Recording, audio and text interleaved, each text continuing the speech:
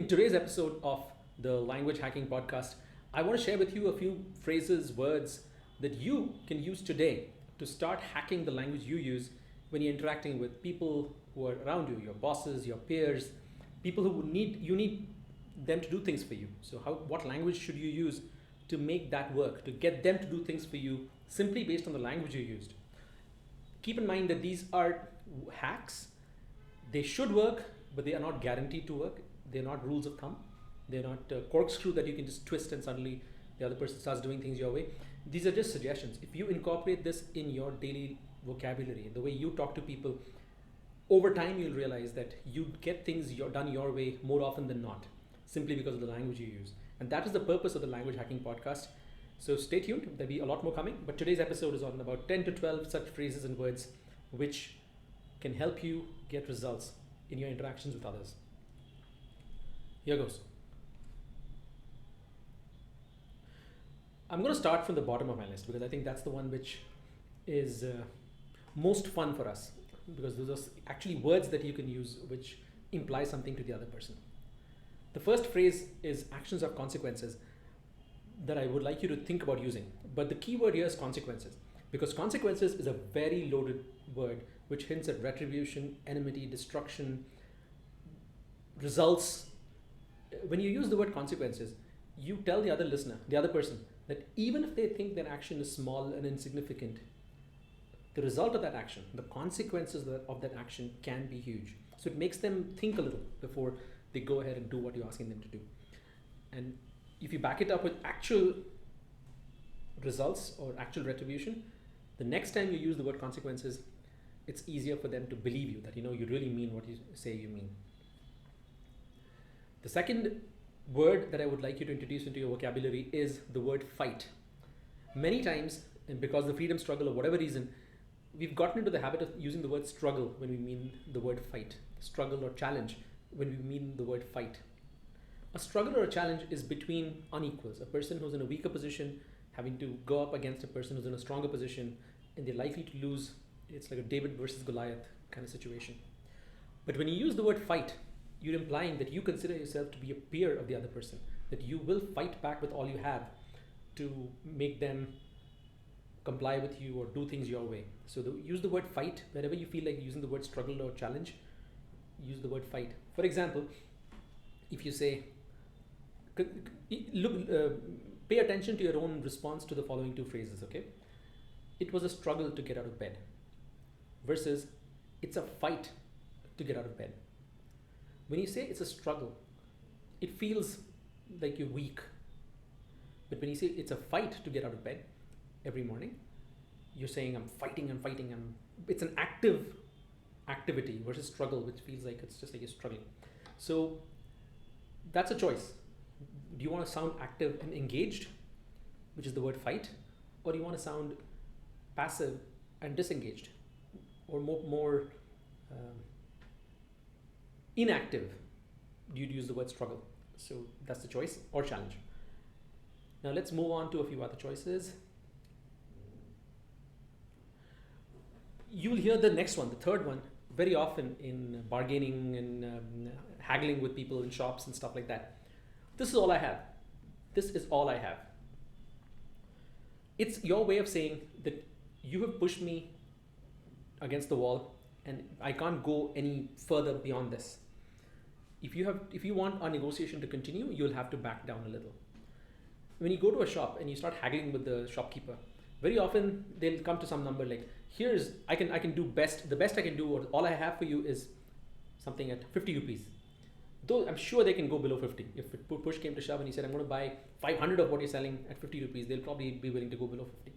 But when they say, this is all I have, 50 is all I can do, they're telling you that that's it, they've reached the end of how much they can give to you, and you have to back up a little. So then you most likely you're going to feel pressured into saying, well, you know what, I'll do 55. And then you're like, okay, fine. Then the deal gets struck. But the reality is that there was more room for negotiation. So flip it around, and when you say, this is all I have, you're saying to the other person, back off, give me space, otherwise we can't go any further. So their choice is either backing off or they leave the conversation, and that's the end of it. So that's number 3. Now, a few of these phrases have a And a subtle implication of cost and affordability and the psychic cost or the kind of costs that you impose on the other person or the other person is imposing on you. Let's take the first one. We cannot afford to lose another year or another period of time. When you use the word afford, you are implying to the other person that their inaction is costing you something. It's costing you energy, time, money, maybe all of these things just to survive.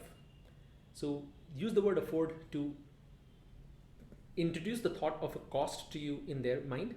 And most people don't like to cost people, other people, anything. It's like a mental block that we have, that we just don't want to owe something to anybody, that our inaction or action caused them a loss. So when you use the word afford, you're already introducing that. And then you say, we cannot afford to lose another year. So now you're expanding their worldview and saying, your inaction is not just affecting me today. It's not going to affect us just today. It's going to affect us for a year, 6 months, 9 decades, whatever, in some number of time, some amount of time. So that's a great way to introduce cost and introduce time, a time component in the conversation.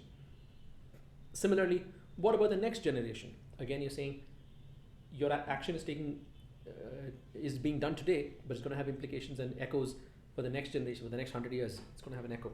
So that's a great way of introducing a time component and expands the worldview of the person forward in time. They're able to see forward in time to understand that they are going to be viewed as a blocker today and in future.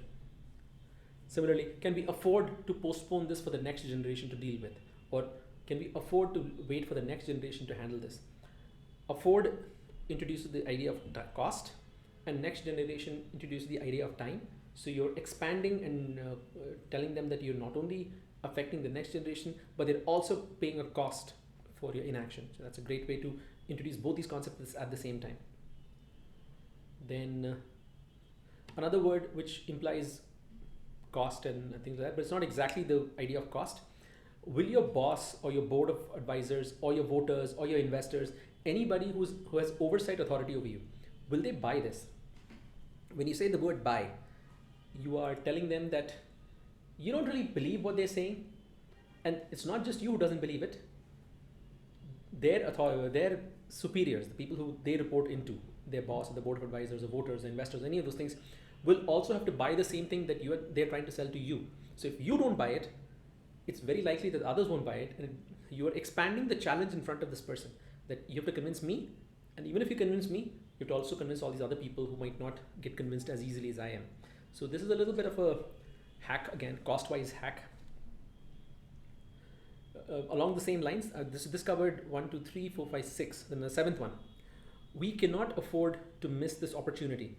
Now the word opportunity is an amazing word. It's like there's so much positivity in the word opportunity, pot of gold. When you hear the word opportunity, you think of those things.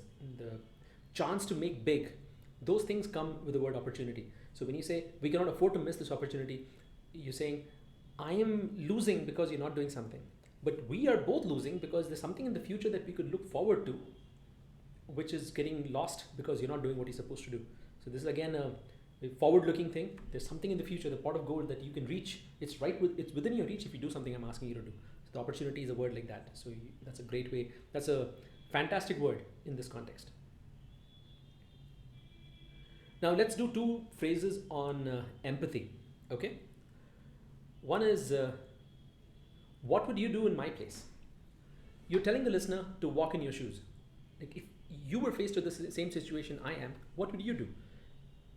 Likely that they'll say, I do something similar to you. Or they say, I'm not in your shoes. What am I supposed to do? But still, they would have understood that you are not the only person who's going to deal with this. They too could be the same situation as you.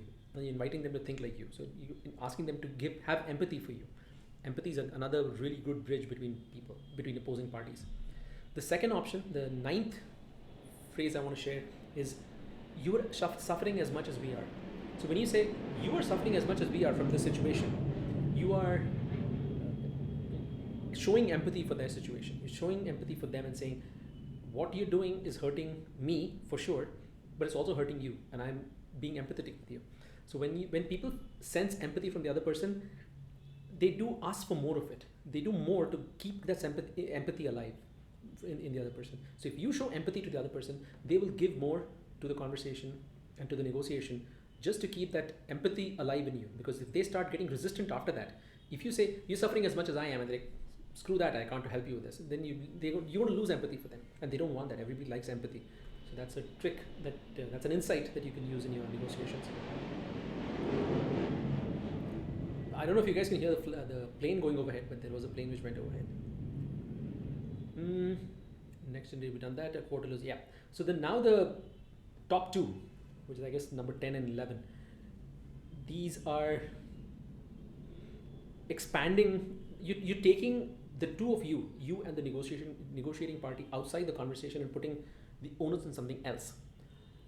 We did a bunch of things. First, we introduced the idea of cost. We introduced the idea of empathy. We introduced the idea of time being lost and opportunity being lost. Now, this is something which is in the present, but you're taking yourself and the other person outside the conversation and putting the onus on something else to make this happen, make the impasse, to break the impasse. The two phrases are, it's in the law or it is in the rule book. Nobody wants to be outside the law. Nobody wants to break the law. Nobody wants to do anything illegal ever. So when you say something is the rule book, you're saying two things. One, you're absolutely required to do something and non-compliance is not an option. That's the first thing you're saying. You're also saying that, say the other person is not doing something simply because they're facing pressures from other people not to do something. They can always, based on the fact that something is in the law, claim helplessness and say, I know you didn't want me to do something. They can tell the people who are putting pressure on them that I know you didn't want me to do something, but I have to because it's in the law or it's in the rule book. So you're telling them it's not an option not to do something, and you're also telling them that if they do it, they can always claim to others that they did it out of a sense of following the law. So nobody's going to ask somebody else to break the law on their behalf. So that's an insight for you. Again, on the topic of law, you must follow this. This is the last one. You must follow the spirit of the law or the intent of the law. It is, many people will follow the law. I can hardly think of any few gangsters, I guess, who will maybe not follow the law. Most of us prefer to stay within the law. We don't want to get into trouble. We want to do exactly, at least, what the law says. So if you're following the letter of the law, that's one thing. But when you say you must follow the spirit of the law, you're asking them to think a little bit bigger and saying the law might say something, but what is the spirit behind it? What is the reason why that law was put in place? And please adjust your behavior to match the reasoning of the law being placed in the books. You're asking them to be a little creative, and many times if they understand what you're asking them to do, the spirit of the law is definitely, no law can capture everything about the spirit or the intent behind a law. And if you leave it to interpretation of the person, they're more likely than not to expand into your side of the fence and say what you say makes sense because it's still in the spirit of the law. And if the law says something and you have to do a little bit more, you're following the spirit of the law. You're still within the law. Oh yeah, and there's one more thing which I forgot about when you talk about the future generation. You can also say that this is what the public expects, so this is what the team expects, so this is what we expect. You're telling them that you're just not speaking for yourself, but you're speaking for more than just yourself. You're speaking for the public or the team or the company or something like that, so that the listener feels a little bit of pressure of not meeting your expectations, but also not meeting the expectations of a lot of people. And that is the thing that nobody wants to feel, that they will be ostracized or made pariahs because they went against the public opinion. So that is and in fact you'll see a lot of this in political campaigns, that there'll be a bunch of people who will stand outside the office of the chief minister protesting. They physically can't do anything to the chief minister. They can't force the chief minister to do something. But the minute the chief minister sees a bunch of people lining up and protesting against a certain action, they feel that pressure that I am not doing something that I was elected to do.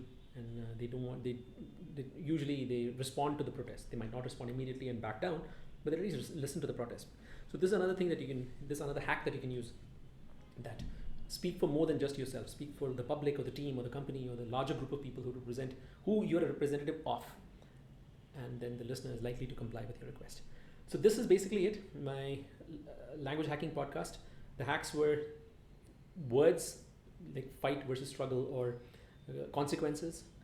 There is you can expand the people you're representing by purporting to speak for the public or for the future generations. Use the word opportunity, use the word afford, use the word buy to imply a cost and benefits, those kind of things. And finally, expand the conversation outside your negotiation into the broader realm of the context within which we live, the law, the rule book, adherence to the law, the spirit of the law. So those big concepts tend to expand the conversation and make it easier to negotiate, because you're no longer talking only about my needs and your needs, you're talking about the needs of society as a whole. So hope this podcast episode is of value, and if you like it, please do share it and share it with friends and tell them about our podcast. Thanks.